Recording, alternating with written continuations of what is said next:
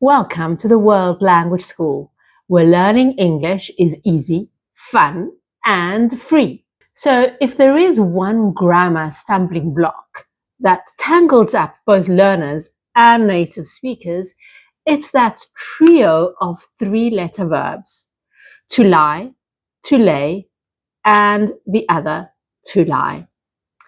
Now, these little words look alike, sound alike, so they are homophones, and they love to swap places in sentences, so it's no wonder learners feel lost. To lie and to lay are possibly the main cause of confusion. They are two separate verbs in English, but the past tense of lie is confusingly lay, and the past tense of lay is laid, whereas lied is the past tense of the other verb, lie, which is written the same, but it refers to people who don't tell the truth.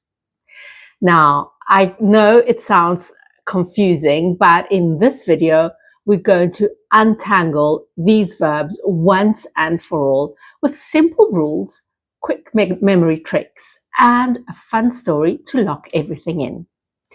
But before we start, please don't forget to subscribe and to click on the bell. We're always making new videos to help you improve your English quickly and easily, and it's free. Your support means the world to us. Thank you. So now let's look at these three verbs: to lie, to lay, and to lie. But let's take it one step at a time. If you want to talk about something which is placed, for example, on the table, you would use the English verb to lie, or lying in the present continuous tense. The magazine is lying on the table. Here, lying, so present continuous of to lie, shows that the magazine is resting on the surface of the table. Or another way is, I'm lying down because I'm exhausted. The past tense of this verb, to lie, is, as I said earlier, lay.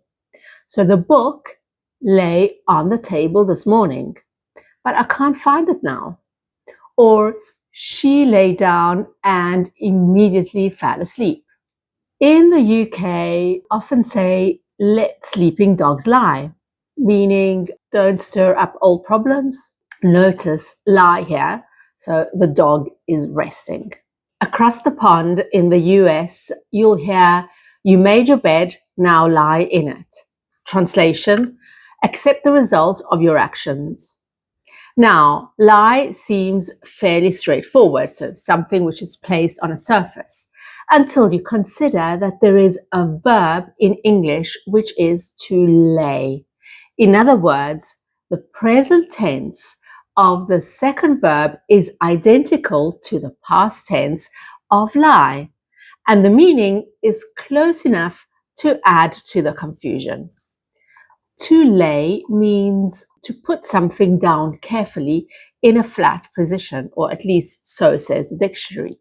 Make sure you lay the book down gently. Now, it sounds a little odd used in this context, but think about the more familiar use in English of the verb to lay in the sense of laying the table. Please lay the table before the guests arrive is something I would tell my daughter to ask her to give me a hand. Can you think of other examples? Write it in the comments below and we'll give you a heads up. Now, the past tense of this verb is laid. So my daughter would answer, but Mom, I laid the table earlier. Or you could say, once she's finished laying the table, well done, this is a perfectly laid table. So we've sorted out lie and lay when we're talking about placing something down or being in a flat position. Let's do a speed round. Now, which sentence is correct? Yesterday, I lay my phone on the sofa. Or B, yesterday, I laid my phone on the sofa. 5 seconds. Are you ready? The answer is B. laid is the past of lay, so to put something down. If you chose A, you mix it up with the past of the verb to lie, which means to rest. So no worry, but keep practicing. And let's try these next two sentences. I was tired, so I lay or I laid down for a nap. Yes, the answer is lay. I lay down for a nap. Now, the last one is my cat lies or lays on my keyboard every morning. The answer is lies. Exactly. Easy, right?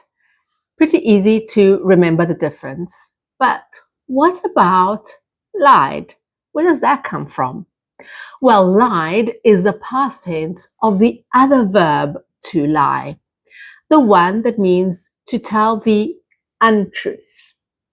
You can lie to someone. Right now, someone might be lying, but yesterday they lied. So even though lied looks and sounds similar to lay and laid, it belongs to a different verb and has nothing to do with lying down or laying something on a surface. So let's recap with these examples. So the first one is lie, and the past is lay, which means rest. My dog lies beside my desk every lesson.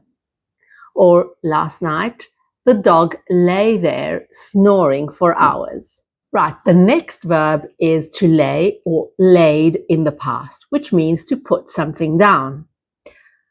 For example, every morning I lay my headset on this hook. Or yesterday, I laid the new microphones on the table. And the last one is to lie or lied, so to tell the untruth. He always lies about finishing his homework. Or in the past, he lied to the teacher yesterday and got detention. Now, follow me in the story and let's see how many you catch. Yesterday, I was the first to arrive at work again. My favorite blue notebook was lying on my chair, right where I'd laid it the night before. I laid the jacket on the backrest, switched on the lights and my laptop, and reached for my favorite pen. But poof, no pen. Just then my colleague Ben walked in. He laid his laptop bag on his desk and started whistling, far too cheerfully. Ben, have you seen my pen? I asked. He shook his head. No, I haven't seen it. I had a funny feeling he was lying. Sure enough, when he leaned over, my pen slipped out of his pocket, along with a brand new one still in its wrapper. Ben grinned. Okay, I lied. I borrowed your pen to show to the shop clerk. I wanted to buy the exact same model for myself. Mission accomplished. This one's yours and the wrapped one is mine. We both laughed. He laid my pen beside my notebook and we got on with our day. By lunchtime, my jacket was still lying on the chair and the pen was exactly where I'd laid it. And Ben swore never to lie about office supplies again, unless he needed matching stationery, of course. Okay, did you manage to follow that? Good. Now, don't lie, and before you go lie down, please hit the like button and help us keep the free lessons coming. Thank you. Remember, mastering a language is all about practice and perseverance. So keep watching, keep practicing, and don't be afraid to make mistakes. That's how we grow as learners. And remember, as we say in English, practice makes perfect. Thanks for watching and keep practicing your English with us here at the World Language School. See you next time.